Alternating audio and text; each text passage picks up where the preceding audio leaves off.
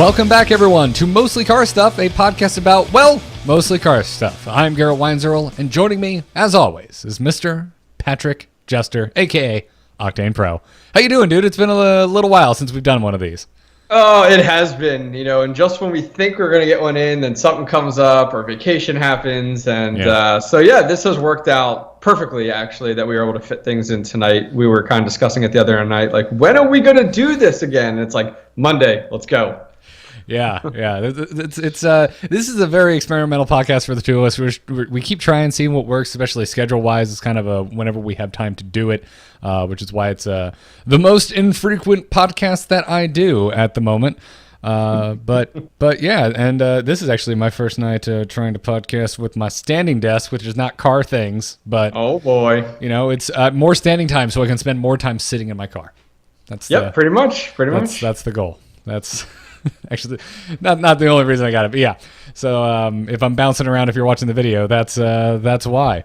But I think a lot of things have happened for both of us since we last sat down for one of these. I went on the annual family vacation to the Florida Keys, which was one of the big reasons that we took a big break from this here podcast, because I was down at the southernmost point of our continental U.S. here.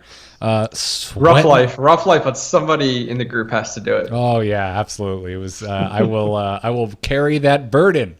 I was in Vegas for 10 days during that time period as well. So you poor baby. I know, it was terrible. What can I say? Yeah, terrible. There's definitely not a lot of fun things to do in Vegas. Definitely not. You're not just tripping over pools and hot tubs to sit in while you're there. And all you can eat steak buffets. Just a buffet of steaks, all you can eat.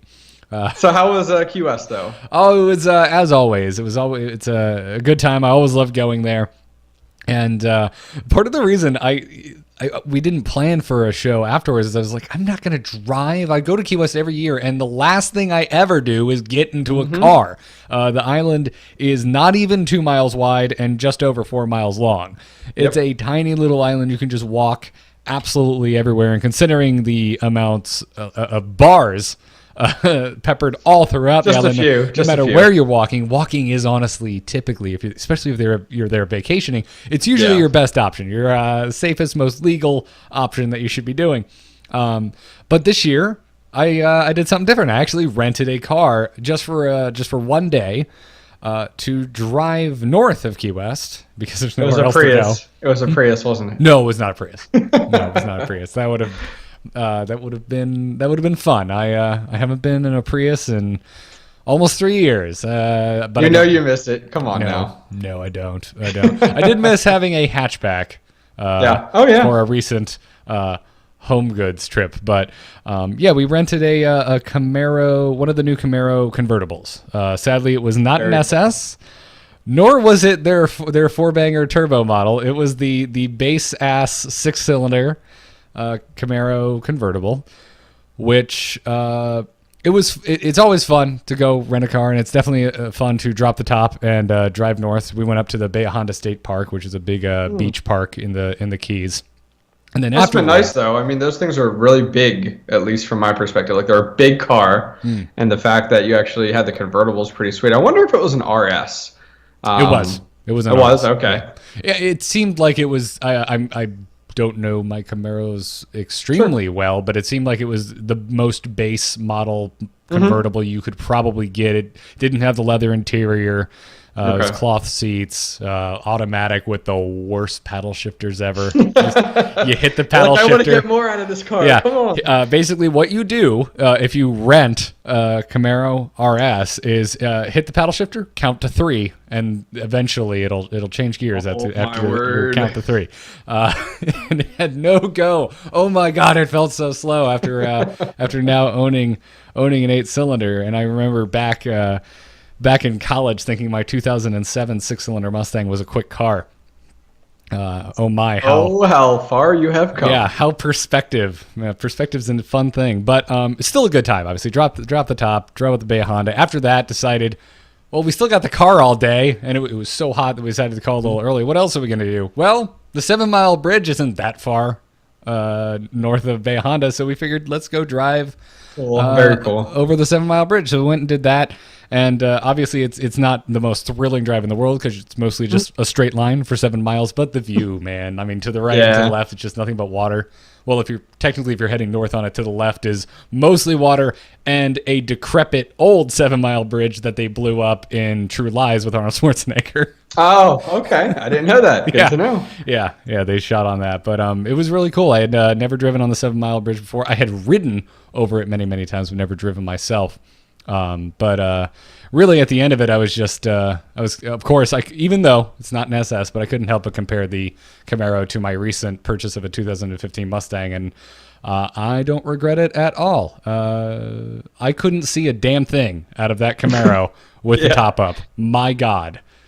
I've read so many reviews about all 3 major muscle cars on the market right now, the Camaro, the Mustang, and of course the Challenger. And every review mentions how all 3, aren't the best on visibility from inside the cabin, but they all seem to harp on the Camaro more than the other 2, and I see why. Goodness gracious me. Yeah, it's very small. Like everywhere you look, it's just so like ceiling to the bottom of your window. It's just like that much. Like that's it. Right. And the door sills come up just so high. I thought the door sills were high in my Mustang, especially compared to the FRS, and it's nothing compared to the Camaro. The Camaro just makes me feel like I'm 5 feet tall. Whoa, come on. Welcome to my world, You're taller than 5 foot, sir. No, I'm 5'7", but still, it's like, I completely agree with you though. Like when I jumped in some of the Mustangs at work, you are right. The window sills are higher, so I can only imagine. I've never sat in a newer Camaro, and I can only imagine how much higher those must be. Yeah, I'm sure. But I have heard that it's very like low. And your vision is not, I don't know. It's odd to me. I like to feel up and higher. I'm not talking about a pickup truck, but you like to have that line of vision. And I've heard that a lot about those 3 models. Yeah, absolutely. And every time a passenger jumps on my Mustang, they have the same thing. They're like, "How do you see it?" I'm like, "Well, I can adjust the height of my seat. You just can't adjust the height of yours."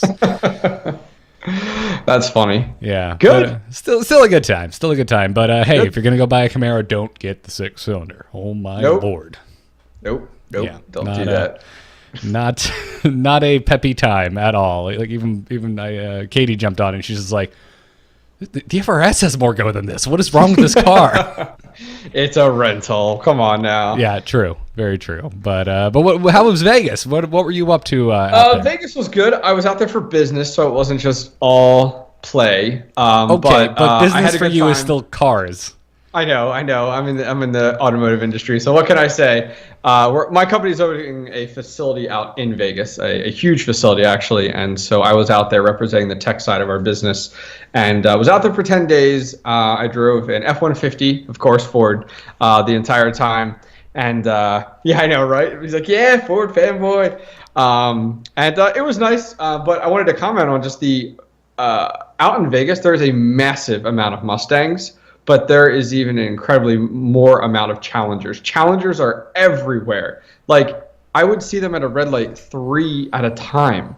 Not together, going, passing off in different directions, but they were everywhere out there. And that was the one car where, I was hoping to see some more Subarus and some more, important tuners. And no, everything was your 8 cylinders out there. It was perfect home for you, Garrett. In that regard. Listen, I truly believe I'm car agnostic. I just like cars, man. I enjoy the Japanese car in our garage just as much as I enjoy the American car in our garage. Boy. I don't know. It's funny you mentioned that because I was out in New Mexico last June, not June of this year, but over a year ago now. And I noticed the same thing. A lot of muscle cars, saw a few Mustangs, saw a few Camaros, but an overabundance of Dodge Challengers. I don't know what the deal was. I don't know why. I mean, they're a nice car. Not to put anyone who listens down on that car. It's a great car. It's very cool. But it's just why so many in that area? It kind of baffled me. And the other thing I noticed, which I was trying to ask some of my coworkers out in Vegas, why did half the cars out there have no license plates at all? And he had to explain to me that there's a lot of people in Vegas that just don't have insurance on their cars. It is okay to not have insurance on your car because what happens is out there, your registration is thousands of dollars per year. So people can't afford to register the car and pay the insurance. He said it's insane. So he said that a lot of people don't have insurance, and police will not pull them over for not having a license plate. But if they pull them over for something else, then they can tax on no insurance type of deal.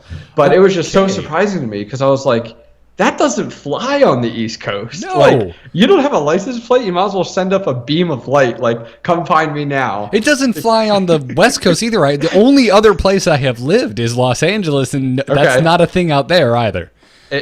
Anything goes, apparently, in Vegas, because it was unreal to me. I was like, wait, so you don't have to register your car? You don't... Like, what is the deal out here? Wow, that's like, insanity to me. Yeah, I've only ever been to the Vegas airport. I've never actually hung out in the city. So, but I will say, from what I saw out there, cars were so clean all the time. Like, and I had like car envy because it was like, wow, like you don't deal with rain, you don't deal with snow, you don't deal with soot on the roads and cinders. I'm like, this is fantastic. Hit the brakes. It's a desert. You deal with dirt and dust constantly. They probably just throw their car through a car wash once a week and it gets off that little layer of dirt. Come on now, let's be honest here. Like it was. I did have a little envy though. I was like, you don't have to worry about rust. Yeah. Again, having the only other place I lived was Los Angeles, which is a very similar climate. Like it's basically a desert climate. But there's an ocean.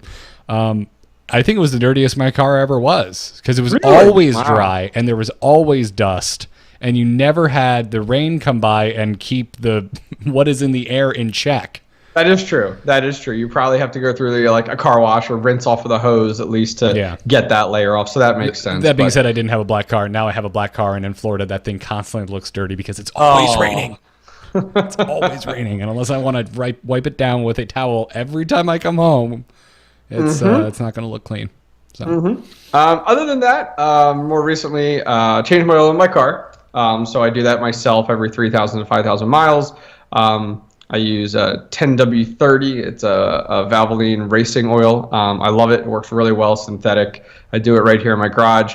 I had my car detailed, which was awesome. There is a guy locally that details cars that is kind of he has a little business, and my buddy recommended it, and I was like, oh, sure. It was like $175. So I was like, okay, let's see what we get for it. Fantastic job. The guy, like, everything inside and out. My car is clean to start with. Like, I keep my cars really clean, even the engine bay, but he, like, stepped it up. Wait. If you already keep your car clean, why'd you spend $175 on a car detail? And here's why, because I'm selling my car. Wait. The truth. Whoa. No. Wait, hold up. I'm just now finding this out. You have not mentioned this to me. Did you mean to spring this on me on the podcast? I did. I did. So I'm selling my car, and it is not because I don't love my car. I love my car very much. I'm very passionate about my WRX and Subaru, but I have a lot of money into my car, and from a financial perspective, it doesn't make sense right now. I just had to buy my wife a brand new SUV. Her SUV had some issues. We had to trade it in. So we now have 2 car payments, and I have a payment to pay off a motor that I just put in the car. So it doesn't make sense for me financially right now. So it works out, though, in my grand scheme. So I'm selling my WRX. So if anyone's interested, feel free to message me. It is for sale. It only has 15,000 miles on the motor. But I'm selling the car. And it's painful. My wife doesn't want me to do it, but she understands the value behind it. So I can sell the car, pay off the motor cost that I have still outstanding, pay off the car, and I'm going to buy like a 3,000 to 4,000 POS. Drive it for a little while, pay off my wife's car, and I've already gotten the approval after her car is paid off. I will be shopping for a 1999 Porsche 911 Turbo. No way. Yes way. So I am that guy. See, here's the thing, and I figured this out a few weeks ago. I am the guy that I want to take my daily driver and I want to make it my Sunday car. And you can't have both. You can't have your daily driver be perfectly spotless, perfectly clean, low mileage at the same time. Like, it just doesn't work. So I am going to drive that $3,000 car, $4,000 car to work every day. I drive 70 miles total every day to work, but I'm going to have that car in my garage so I can take that out to my car shows. I can take that to work on sunny days. So that is my goal. I'm looking at like a 1999 Porsche 911 Turbo, and I'm really excited. I looked at a few silver ones. I'm looking for like the bright yellow and the bright blue. So I'm super excited about it.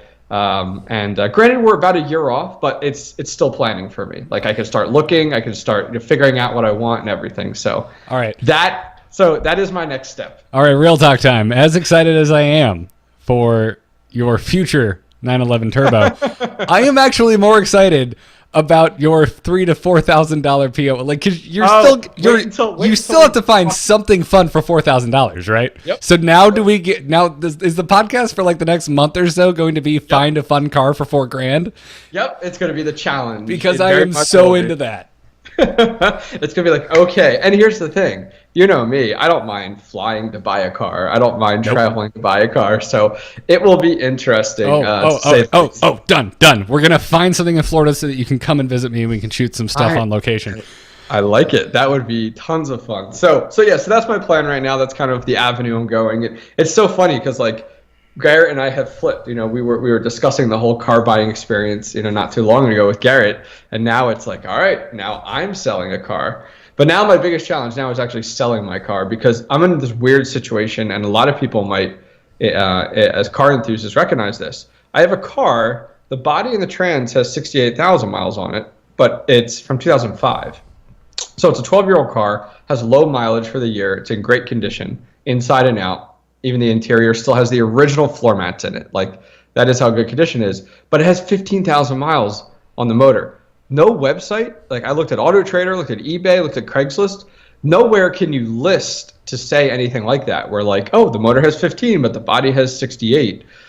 So I list everything at the body because I feel like people would call me out and be like, you had it listed as 15. You know what I mean? Yeah, like, I think that's 100% what I would do as well. Yeah. Just it's the path of least resistance. You're going to get the least amount of blowback, I think, in inquiries.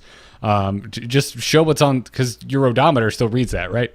Yep, absolutely. Yeah. Yep, still reads the original mileage on the car. Whatever the odometer is, and then in the note, in the description, you just put, hey, it's a new motor. It only has 15,000 miles on it. Yep, and in my listing, I have everything detailed, literally to like how long ago I put every single part in the car. And the nice thing is like when I'm listing the car, I just had the car compression tested and boost leak tested, which is really nice because that was a lot that I was pushing on Garrett when he was looking at turbocharged cars. Was like, make sure you get a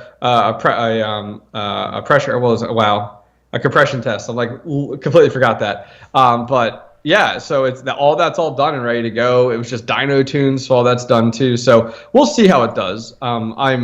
It's priced where I think it's worth, but at the same time, you have to flip that and think where the buyer wants to buy it at. So we'll see where we turn up right now, but that'll definitely keep us talking quite a bit over the next few episodes.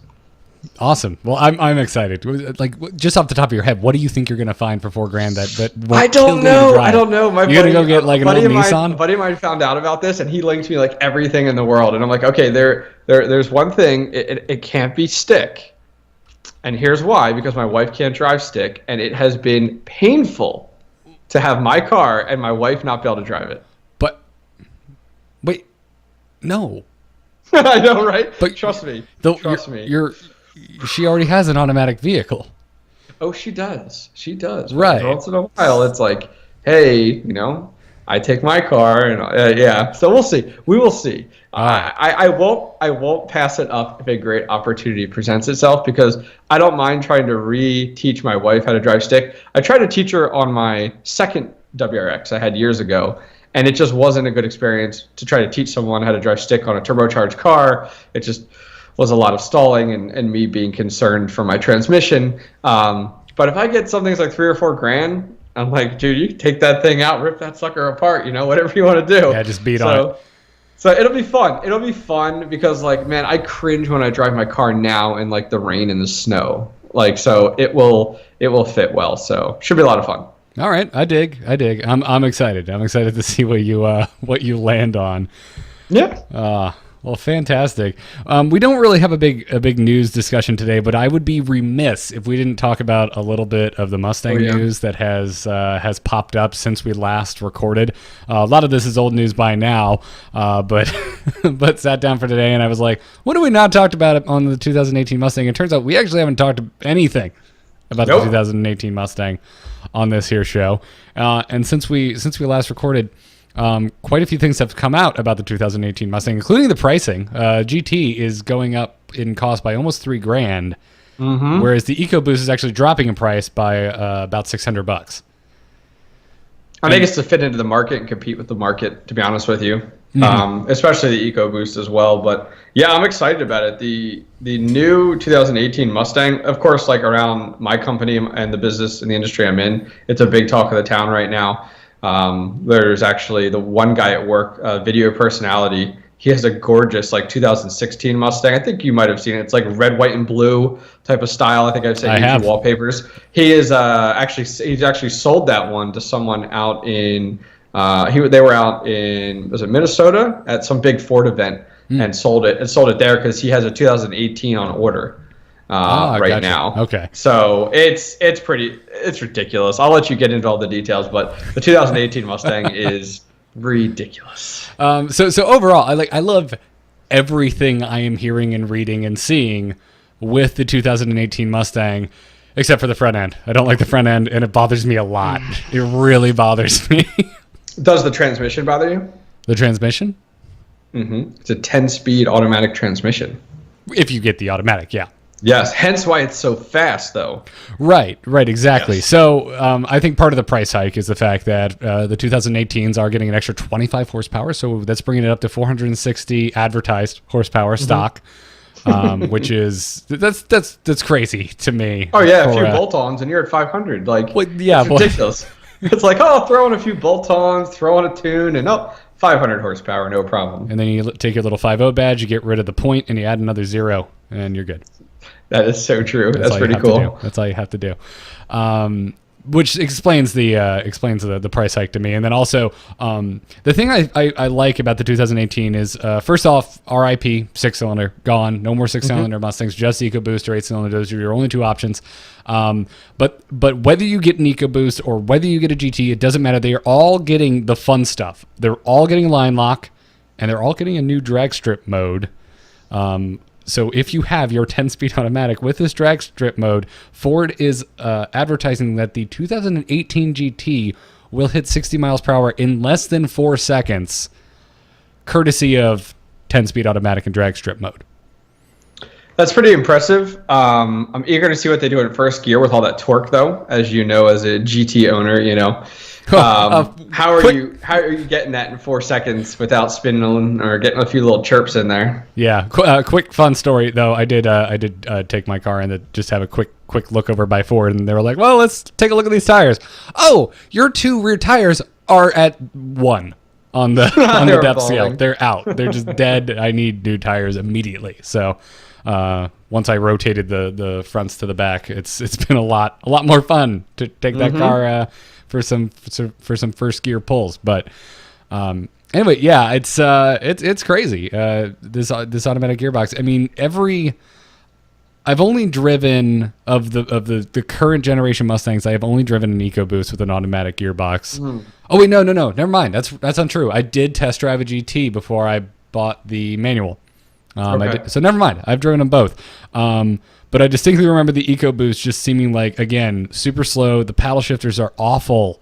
Again, we own the Sin. We own an automatic FRS, and the paddle shifters are good. They're not bad at all. It's less than, it seems like to me, less than 1 second of lag between hitting a paddle and actually shifting the gear. Whereas when I have taken those rental automatic Mustangs out for spins, again, it was kind of like the Camaro that I rented. There's a big, you can count out loud between when you hit the paddle and when it actually changes gear.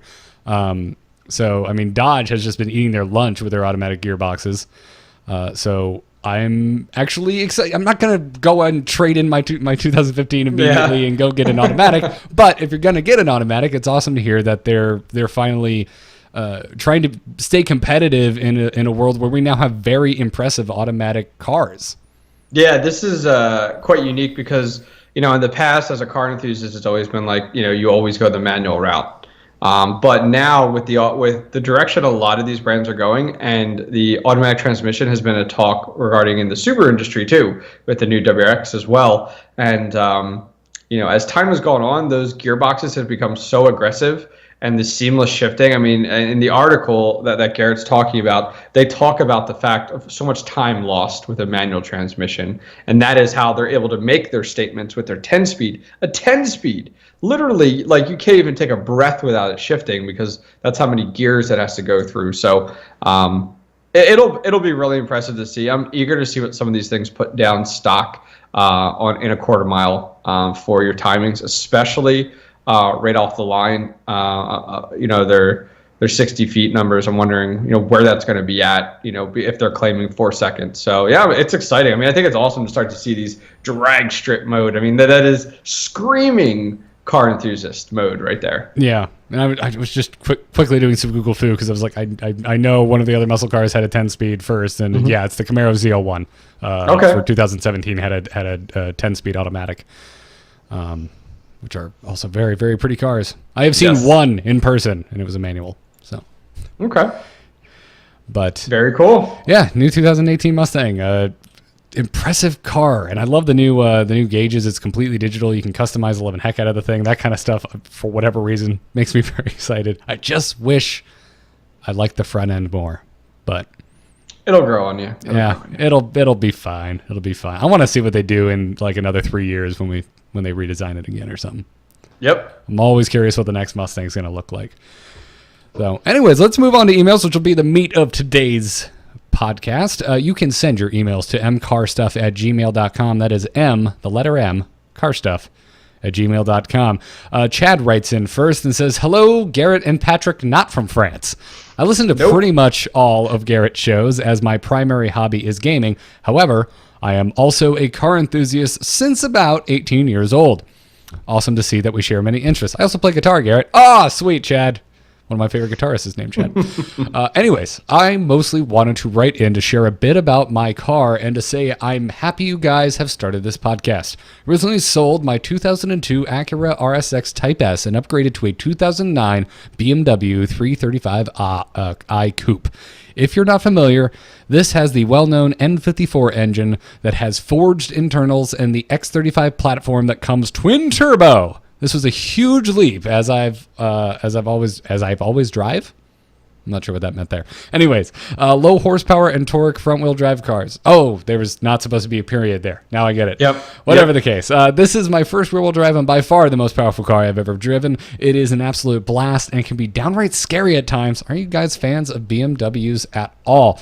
I am. One of the first posters, Patrick, I ever had on my wall was that of a BMW Z3 back in, this is probably like 1998. Okay. Yeah, I was a big James Bond fan, and my Bond growing up was Pierce Brosnan, and he didn't drive Aston Martins, he drove BMWs. Yep. Yeah, for me, the BMW, my dad actually had one of the 535s, and that had all the Mach series badging and motor in it as well growing up. And so I was all about that, and I have one right here, a little BMW model car. I have these everywhere. They're like all over my walls. We have the BMW, and then for you Ferrari fans, we have our Ferrari here. You can even open the hoods and take a look at the engines inside. No, I think that car is fantastic. I think that's awesome. That is a huge upgrade from your RSX. It must be night and day to go from a Type S to that car. So good for you. It sounds like you don't need to do anything to that car. He's provided some pictures. He has a whole blackout kind of look going on, black tinted windows, black car. But I'm glad he kept the headlight and taillights clear. Not like tinting them out or blacking them out. I don't really like that. Yeah, if you're gonna go with black headlights, I like it when the housing is black. I don't like it when you just tint the darn thing. I do, however, have blacked out Valentes on the back of my FRS, so I'm gonna I will say that I am a fan of the blacked out rear lights. Yes, and the interior looks super clean, and of course there is the manual transmission. So good for you, very good for you. The only model car I can grab is the Supra from the original Fast and Furious. Oh, that is awesome. Very cool. I need one of those. Yeah. I need one. Yeah, when I was car shopping, when I couldn't shut up to my wife about wanting to buy a car for my birthday, she told me she got me a car, and this was in a gift wrap box. It's funny you say that. So my dad growing up wanted a car, and so his father told him that he bought him a car and go take a look in the garage. And he bought him the Matchbox car that he wanted and put it in the parking spot in the garage. Oh, that's fantastic. That's what that reminded me of. But yes, very cool with the BMW. So our next email is from Jake. He says, "Hey guys, love the show so far. Been listening to Garrett since the StarCast days, and this new show adds to another one of my passions. Patrick's Subaru loyalty is admirable. So Garrett, you said prior to owning your GT, you had a V6 Mustang. I currently own a Dodge Challenger Rally Redline. I purchased new through the overseas car sales while I was deployed in the military. Interesting. This is just a side note. I don't think I've ever known anyone that's done this before. My question for you is that while driving your Mustang, your old one, do you have the same problem that I go through, in which is every time a V8 rolls up to you, a little bit of you dies inside because I wish I went with the Hemi? Don't get me wrong, I love my car and the memories I've had with her, but getting out of the military to pursue my dreams of getting a degree in digital arts has made purchasing a new car to be put on hold. Is there anything I could do, Patrick or Garrett, I can do to my Challenger to make it faster, louder, more fun to drive, or is adding things to a V6 just a waste of money? I should save up to trade in for that Hemi. I love the show, and I'm sorry, Garrett, but Dodge is greater than Ford." That's fine. I mean, my dream car is a Toyota, so I'm not going to really try and fight you there. I don't know. Here's the thing. When I got my Mustang in college, I was just forming my car enthusiasm. I really just wanted a car that looked cool. And growing up, I remember always thinking, kind of two cars always caught my eye growing up, like old 60s Mustangs and 70s era Corvettes with the big flared wheel wells. Those are the things that always caught my eye growing up. So I always wanted one, but I'd never liked Mustangs during the 90s and the early 2000s. I wasn't a fan of the Fox body or what came after that. So it wasn't until 2005 where we got the redesign with the big, broad, flat front again, the circular headlights, where it kind of went back to its roots, that I was like, oh, damn, I want a Mustang. And that's really what it boiled down to. I wanted a Mustang. I also happened to have, totaled my Ford Focus at the time. Totaled my Ford Focus, got the insurance from that, and just had a fistful of cash to go find a car with. And I just stumbled across a really good deal on a V6. The poor gentleman who had owned it prior was going through a divorce and just needed to get rid of the thing immediately. I got it for an absolute steal at the time. So I was, at the time, it was the newest car I ever had. It was the nicest car I ever had. It was the fastest car I ever had. I was just happy to have the damn thing, to be completely honest. Now, granted, after many years in the car, eventually I was sitting at lights next to GTs. Eventually the Camaros came back in 2010. Challenger came back, and yes, eventually, once there was more than one muscle car on the block, and your V8 after V8 is pulling up next to you, I absolutely had that feeling, and had more than once thought about trading it in and to get a GT. But then I was commuting a lot for work, and that's when I ended up going with the Prius.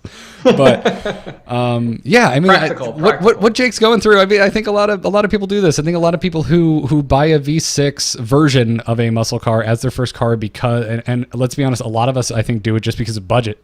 Yeah, absolutely. A lot of times you're just young with more enthusiasm than money. And it's all you can do, and that's perfectly. I don't think there's anything wrong with that. I think if you like love that specific type of car, go and do that. And absolutely, there are things you can do to make your car faster, louder, and more fun to drive. I think louder is going to be the cheapest of the options here.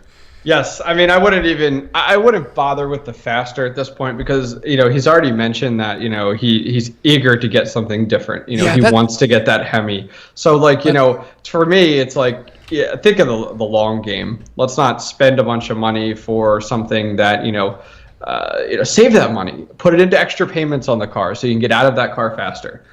For me, I would say you're not really going to make it faster, but if you still want to make it louder, go for it. There's nothing wrong with hearing that engine sound. Trust me, I put exhaust on every car I own. I over the last 10 years, there hasn't been a car that hasn't had exhaust on it. So, throw that exhaust on there. You could go as limited as just a muffler if you wanted to, or you can go as far back as full catback exhaust. You could throw an intake system in it to get a little bit more throttle response out of the car and a little more sound out of it. So either direction you can go with, but don't go past that. Don't try to. You will dump boatloads of money into a car that may never be as fast as what you're looking for. Save it, put the extra money, that's my opinion at least, put the extra money aside or into the car and get that Hemi sooner than later. Yeah, like I think I feel, I always have this feeling like there's a disturbance in the force when we start, when on any of my shows, when things start getting said where it's like, I know there are probably multiple people out there already starting to clack away at the keyboard who are like, no, you can always make it faster, you can do whatever you want, and they're absolutely right, you absolutely can. I think, but it really depends on what your end goal is and what you really want. Yeah. If what you really want is when you start up that car that you get that V8 rumble, you know, if you've got a stick that your freaking actual stick starts vibrating, which is a big difference, by the way, between at least the EcoBoost that I've test driven versus the V8. It does not have that vibration. It just doesn't exist. And it's never going to sound the same. You can get it close. You can definitely get it louder, but it's never going to sound the same as a V8. But really, at the end of the day, like listening to Jake here, it sounds like you're on a budget, and if you're on a budget, I feel like just stay on a budget, just keep saving up, because I think if what you're going for is just to be faster, it would probably be more economical money wise to just save up and start with a Hemi than trying to start with a 6-cylinder and bring it up to what the Hemi can do, which you can do. There are plenty of people I know with Mustangs especially. Obviously, a lot of people take their V6 and soup it up and make it a GT killer. That's absolutely possible. It's possible with the EcoBoost, which is insane. But all it takes is really, well, money and time. Yeah, I think more and more for me at the age that I am, which may not apply to all of our listeners, I play more for the long game here. Like as I'm telling Garrett, I'm selling my WRX, taking on a POS car for a time period so that I can have that car that I really want. You know, I can get that Porsche when I'm ready to it. So it all depends on how long you're willing to wait in order to get that Hemi and be economical, as Garrett had said. Yeah, absolutely. That being said, there are people who they want to be different. They want to go to the car show. They don't want to pop their hood and have another V8 sitting there. They'd rather have some like crazy twin turbo V6 setup or a big turbo EcoBoost. Or that's actually the kind of thing that draws my eye nowadays when I see a bunch of Mustangs parked. If you've got a big turbo EcoBoost, I want to see your car. Yep. Just because it's so unique, and there's that aspect as well. But it sounds like if you're going to school, also digital art, save your money, be smart. But go ahead, slap a big loud exhaust on it, and enjoy your car, man. It's a good time. I had so much fun on my V6. I drove that thing from one side of the United States to the other. I got into a hell of an accident on the other side, but it survived. We're all good. All right. Final email of the episode. Email from Mike. He says, I'm 2 episodes in and I'm loving it. Well, the most you would be is 3 episodes in because we've been so bad at getting onto this. But anyway, he said, Garrett, I heard your plug on the Angry Chicken and figured I like cars. Let's go listen. Everybody get in here. Being the proud owner of a 2012 Mustang GT, sweet, you're over to 2010 hump. That means you have the correct engine. I'm glad to hear Garrett is on board. I attached my picture of Smurfette here. So my question is for you guys to toil over. So far, she's all show and no go. Bunch of cosmetic mods that I haven't, but I haven't messed with the performance yet. So my next 2 money dumps are going to be air in and air out. So at first, I'm partial to the sound of Borla exhaust, but I'm wondering about the actual difference in catback system as opposed to full systems, as my car is already a true dual exhaust. Now to the in. The whole world has a cold air system, so something I thought would be cool, but probably difficult and stupid expensive, would be to take my hood intake, to make my hood intake functional. In your opinions, does this sound crazy to you guys? Lastly, this is a fun podcast. Keep it up. Thanks for the entertainment and be well. No more street racing. Unless, of course, a grabber blue Mustang rolls up. So very, very first thing, Mike, I almost bought your car when I was Mustang shopping. Grabber blue is my absolute all-time favorite color of a Mustang. And I almost bought a used 2013 grabber blue, and someone purchased it the day before I was on my way to go make an offer on that car. I'm not mad, though, because I would have much rather had a 2015, even though grabber blue wasn't offered that year. But whatever the case is, I love his car. It's gorgeous. He has the louvers. Yep. I'm a louver sucker. I don't care if they're attached with 3M tape. They look great. Yes, they do. But yeah, so I know jack squat about exhaust because I have never put one on my car. So Patrick, please step up into your tower and rain knowledge down upon both myself and our emailer Mike here. Okay, so you first off are asking about Borla exhaust. Borla is a fantastic exhaust system. They've been in the industry forever, but they're not the only one out there. There's all different companies out there, and especially it all depends on where you are on a budget. It sounds like you put a lot of money into the cosmetic side, so look at your different choices. There's all different websites out there that you can check out exhaust sounding. I'm going to promote my company's website because it's who I work for. So if you go to cjponyparts.com, like literally we have staff that install exhaust all day long and then shoot videos on it. So you can find a Mustang GT with almost every single exhaust system on our website, so you can hear all the different sounds of the exhaust and an install video for all of them. Yeah, I was about to say, and they'll teach you how to put it on. Yes. After watching CJ Pony Parts videos, feel like I know what I'm doing. And I really don't. They do a very good job, and the guys are great. But so that being said, check out what's out there. Find the sound that works for you. Borla is so well known in the industry. Don't make it your choice just because of the name. Find what is out there that you like the best, and you might find that's actually cheaper because with Borla you pay for the sound. From there, going down to catback exhaust systems versus full systems, it really depends on what you want to sell or what you want to buy. The full systems is the avenue you want to go. You want to go from headers all the way back, and if you really want to push the extra mile to get the even more sound and more performance, replace your headers as well. So the headers are coming directly off of the engine block, and then the headers are almost the first part, you could say, of your exhaust system. Most people will do catback, which is kind of 2/3 of the way, but a full system is the way to go. If you're going to go for the long game, you want something that's going to give you the most power, go with the full system. Catback if you're on a budget, and headers all the way back if you're looking to get the most money out of your car, get the most performance out of your car. On the intake side, you're not the first one to talk about this. There's all different companies out there that have utilized different ways to use the hood. Look at WRX. We use that for the intercooler. My intercooler is directly below the hood scoop that is there. With a lot of the Mustangs, a lot of people use this for air coming in to help cool the engine overall. Not necessarily for, cold air intake, because the way your intake system is off to the side, it would be this weird convoluted piping that would come in, and it would only benefit your car at high speeds, which is not, you need to keep your car cool and your engine running cool at all speeds. So that being said, don't try to break away from the norm. Stick with the normal cold air intake system. There's so many systems out there. There's even short ram systems out there for the Mustang. I think do you have a short ram system on yours? I thought you had one on yours, Garrett. A short ram intake? It's a... You have something. Whoever owned it before me put it in an air raid.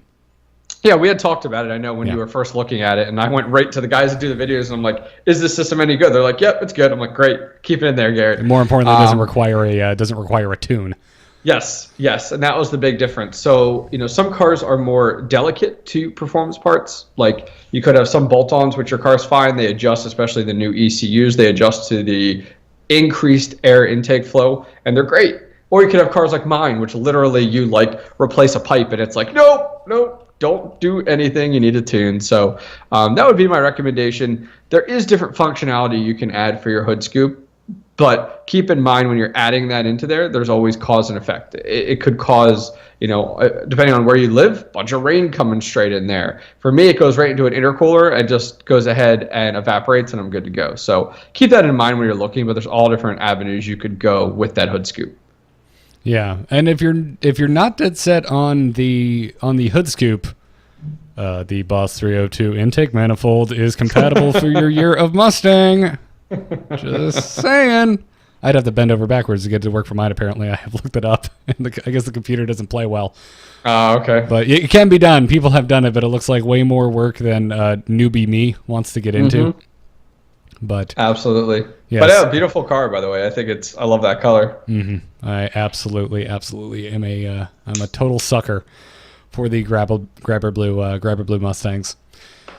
So yeah, I am I'm apparently in tire/wheel shopping mode. Just a little bit. Just a little bit. Just a little. Wheels are expensive. Yep, they're one of the top few upgrades on your car. Yeah, but everybody sees them. Everybody does. Everybody does. So I'm sitting here trying. I'm trying very hard to talk myself out of spending the money because we have more traveling we have to do this year because stuff like BlizzCon. You know what I'm going to say. You know what I'm going to be the other side and go, do it. Like, I'm not helping your situation in any way. No, you're not. So like, please. Garrett, you need to buy wheels. Let me hook you up with somebody who'll give you a discount. That does not help your situation at all. No, it doesn't. I appreciate it, but it's still a lot of money. But yeah, if you would like to write into mcarstuff@gmail.com and tell me why I shouldn't buy wheels, that's what I hope you'll write in and tell me, and not also jump on Patrick's back and convince me to do it. But whatever the case, that's what I'm looking at. If nothing else, I definitely need tires, and I will go with something better than those Pirelli P0s that it came with stock. Mm-hmm. So that brings us to the end of this episode of Mostly Car Stuff. Let's go back and forth across the table because it's not around. There's only two of us. That would make no sense. Patrick, where can folks find you when you're not on this here podcast? Sure. So on Twitter and Instagram, keep an eye out for me selling my car and what new car I'm looking at Octane Pro, SCII. And still continue the YouTube stuff regardless of the direction I go. YouTube.com/dailydrivenwrx. Kind of funny that may change, but that's okay. That will follow me. I've been getting a ton of new subscribers over there. So if one of you are them, thank you. I do appreciate it. That is actually where you can find the video version of this podcast. So once again, youtube.com/dailydrivenwrx. Badass. I can't wait to figure out what junker you end up buying. Mm-hmm. And actually I know exactly what it everyone should write into mcarstuff@gmail.com to try and convince Patrick of the errors of his ways and convince him to get a Ford at the end of his junker. I want you to get like an ego boost and just go hog wild on it. That's what I want. I mean, everybody I know is like, you buying a Mustang next? I'm like, absolutely not. Work at CJ Parts or get an RS. What's wrong with just get a Focus RS? Like, you're done. So here's what I will do: a call out to our listeners. If you have a good recommendation for a junker to drive, or you have a great junker for me to get and you got the ad and want to send it to us, email us. We'd love to take a look at them next show and be like, let's see this one recommended by Sally from Virginia. And once again, it's mcarstuff@gmail.com. Oh, look, it's my actual first car, a 1996 Honda Accord, and this thing is rusted through but still running. Yes. That's what I hope to find. Folks, I am on Twitter at GarrettArt, GarrettArt. Go ahead and give that a follow. And every other podcast I do, including this one, can be found over at amove.tv. Every other podcast on there is about video games, except for one, which I'll pimp, Embrace the Spoilers, where we're currently spoiling the current season of Game of Thrones. And after that, we'll be moving on to Indiana Jones because my co-host has never seen the original Indiana Jones trilogy. So if that sounds like an entertaining romp through audio heaven for you, I recommend you check it out. It's going to do it for this episode. Thank you all for listening. Patrick, thank you for joining me and lending of course. A lot more actual information than I could, especially to Mike's email there. But until next time, everyone have a good one. We'll see you next time.